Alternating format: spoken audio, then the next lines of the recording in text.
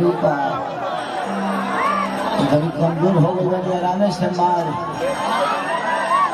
न तो हमारे टायर घिस गई बा यहाँ मरलिस की तो खोटी हो जाएगी खोटी से बचो खोटी से बकरी जातो जी के झंडा तहरा लहंगा पर बकरी जातो जी के झंडा तहरा लहंगा पर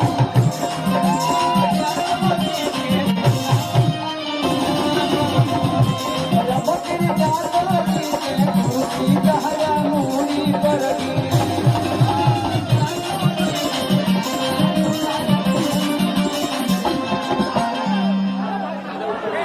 चल जाइए भाई दोबारा ना फिरी ये चल जाइए भाई दोबारा ना फिरी तो अब के जादा जी के कुर्सी तहरा मूड़ी पर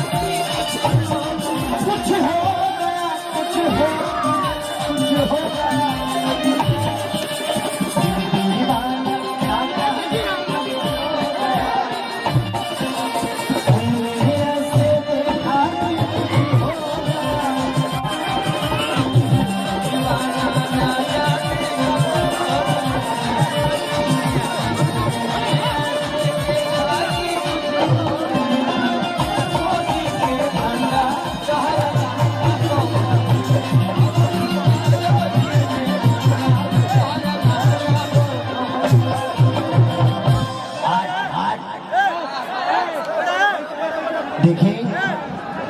हम यहाँ सब रउआ सबके प्यार और आशीर्वाद पावे खातिर आई बानी इनमें हमार कौन गलती वही बताई इतना जगह बा रउआ लोगन के जगह से ज्यादा लगाव भी बा हमने कैसा आदमी के पुण्य तिथि में बनी जा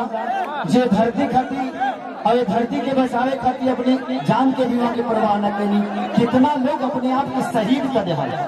और इस धरती को अगर आप लोग कुछ करिएगा तो शायद उसका मैसेज बड़ा गलत जाएगा। इस धरती ने आप लोगों को इतना अच्छा महापुरुष दिया और ये कार्यक्रम आप सबके लिए आज ये कार्यक्रम हो रहा है तो अपने लिए थोड़ी हो रहा है आप सबके प्यार के लिए हो रहा है। हमको खुशी होता है ना कि हम लोग उनके बीच में आते और उनके आशीर्वाद ले बनी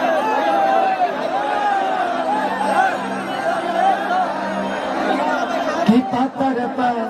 पान के डंटी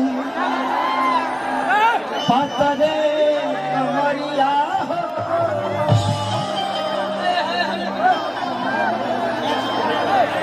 तेरा बकरी चाहतो जी के झंडा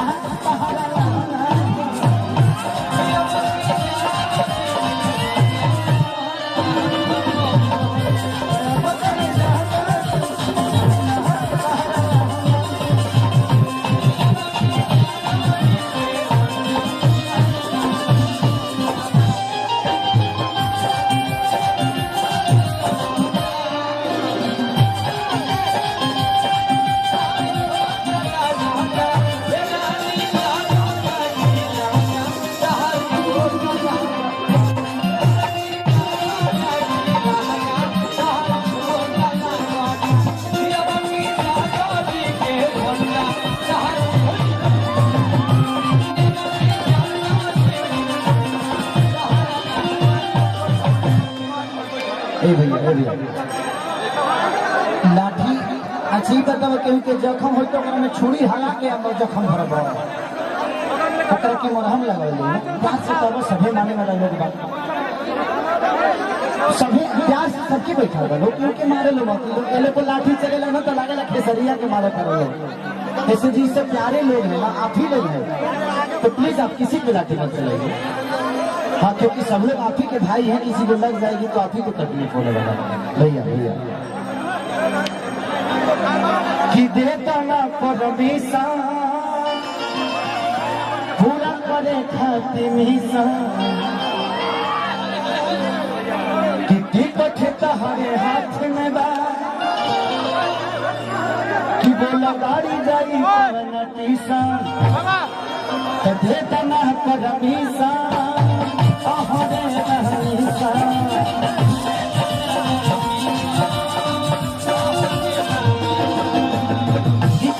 हरे हाथ में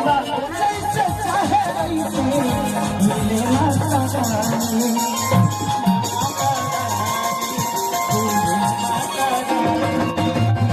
हाथ छाती हाथ पहाड़ी पानी छाती जैसे चाहे वैसे मिले ना थोड़ा सा इधर से साइड हो जाएंगे आप लोग, तो भाइयों को तकलीफ नहीं होगी। या तो आप लोग बैठ जाएंगे, यहाँ तो बैठ जाइए क्योंकि उनको वो आए हैं केसरिया को आशीर्वाद देने के लिए ना।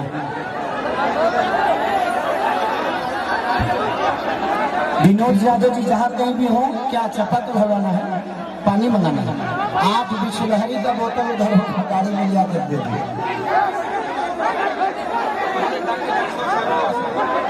ये मोबाइल बहुत अच्छे आदमी है आप।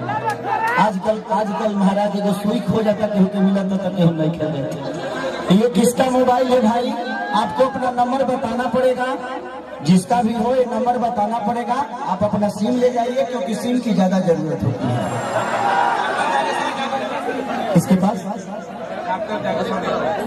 अब पता नहीं कहाँ डॉक्टर साहब को आप खोज नहीं पाएंगे। मैं रख लेता हूँ, आप बॉम्बे आ जाइएगा, मैं दे दूंगा। हाँ, हमारे के ज्यादा जानते हैं ना, खेसरिया के तो घर दुआर सब हो रूता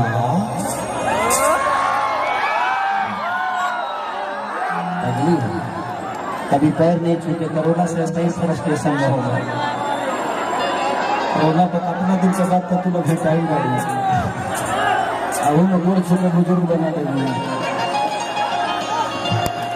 कि मैया सब के दर्शन देली मन हरि साई के कि मैया सब के